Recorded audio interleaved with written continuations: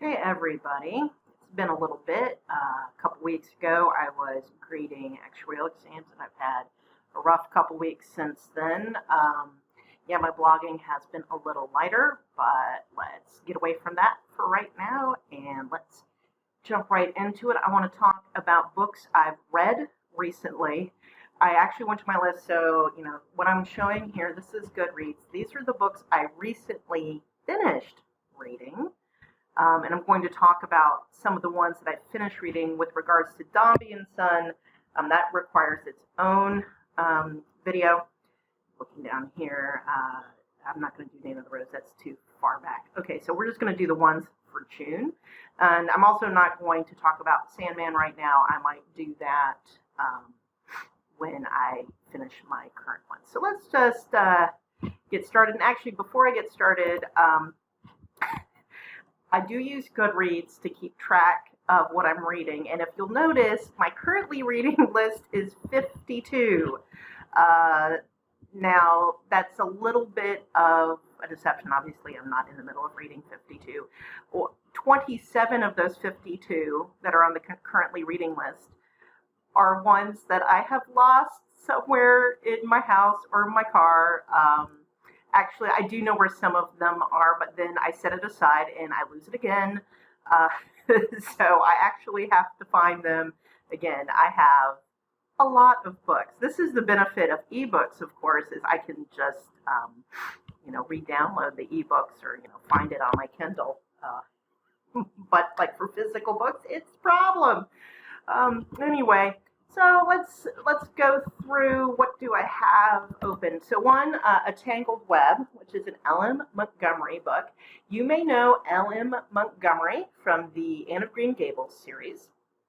And this is not an Anne of Green Gables story, though it's set in the same kind of geography. It's a self-contained book. It's not part of a series. It's about a matriarch, I guess, of a family.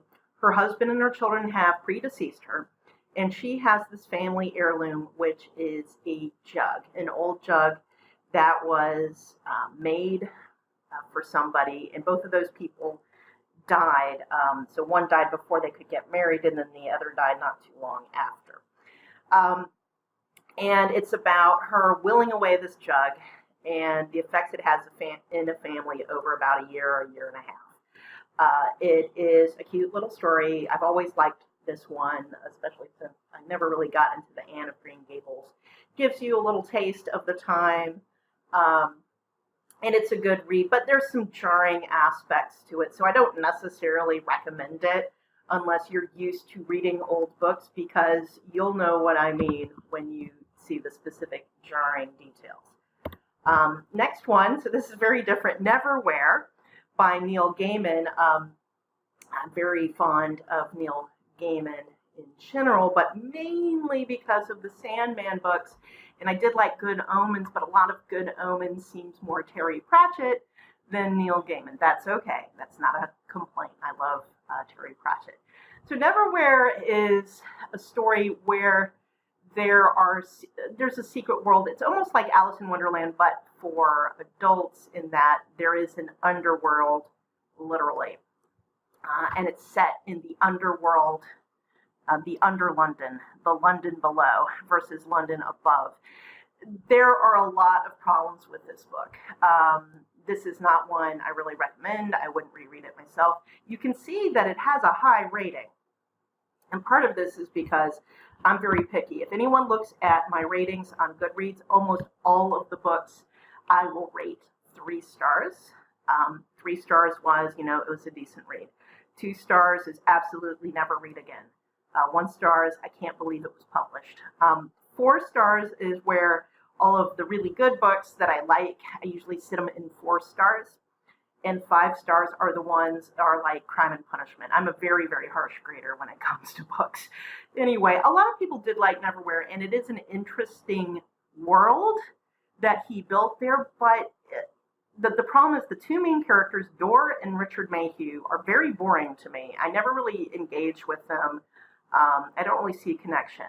One of the side characters, the Marquis of Carabas, or maybe it's Marquis de Carabas, is very interesting. The version I read of Neverwhere, it was an ebook version, had an additional short story about how the Marquis got his coat back. I found that far more interesting than the novel. Of course, I need the novel to set up the world he's in and why I care about the Marquis, but he's a far more interesting character than the supposed main characters.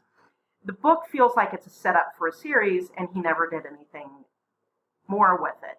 I am sure, I don't go looking for fanfic, but I am sure there is so much Neverwhere fanfic out there. There is so much you can do with this world, and I'm sure people have written stories for this or done something similar.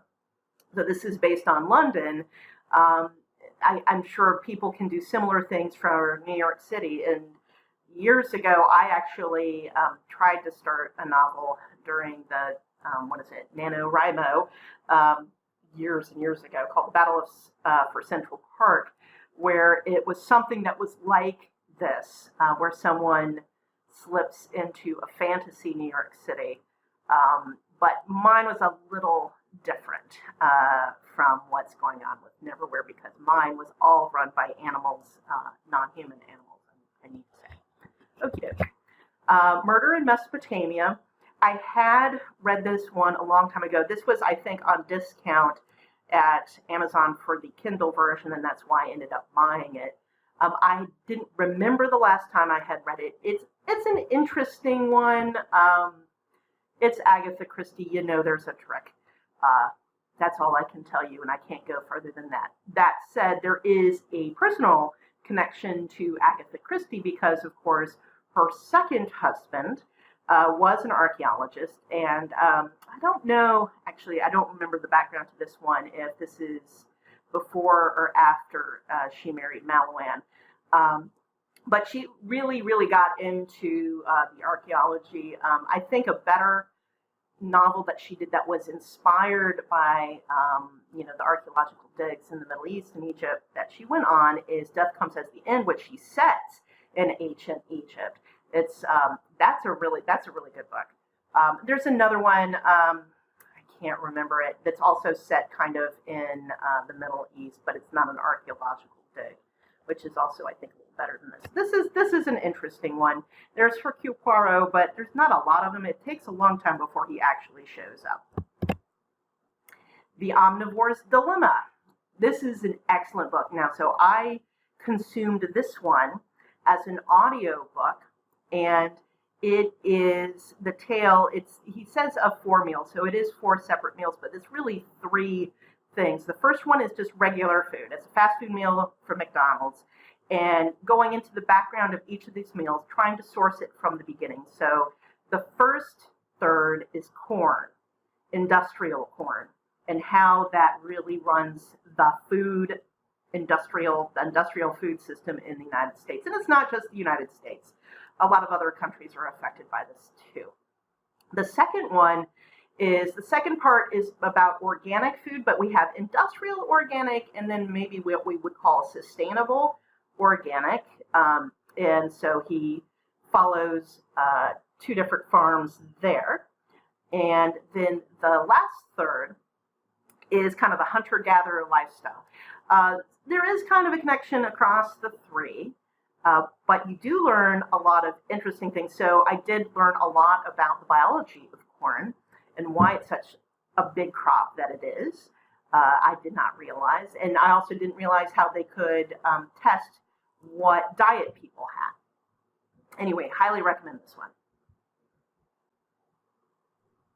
And the last one of the ones I've completed is A Short History of England. This is a really weird book.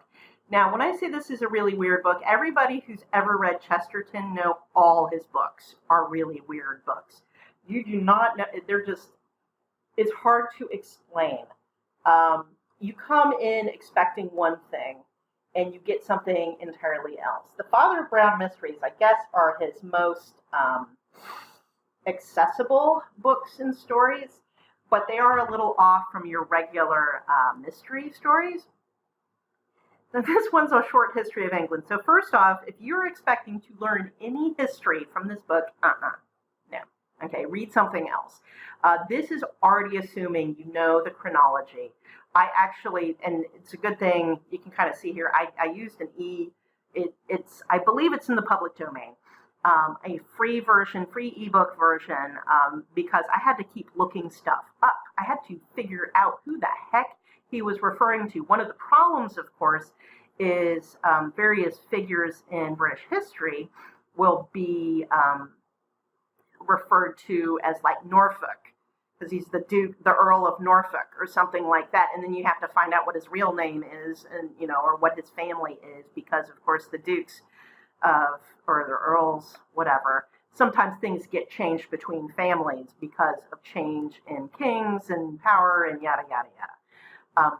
So, okay, you get to the end. I'm reading through this. It's very interesting. Someone who's a Marxist would actually have a very interesting time with this book, but you don't need to be a Marxist to enjoy it. I'm definitely not a Marxist, because a lot of this is really about the power struggle between the king, the aristocrats, and then the hoi polloi, everybody else, the people.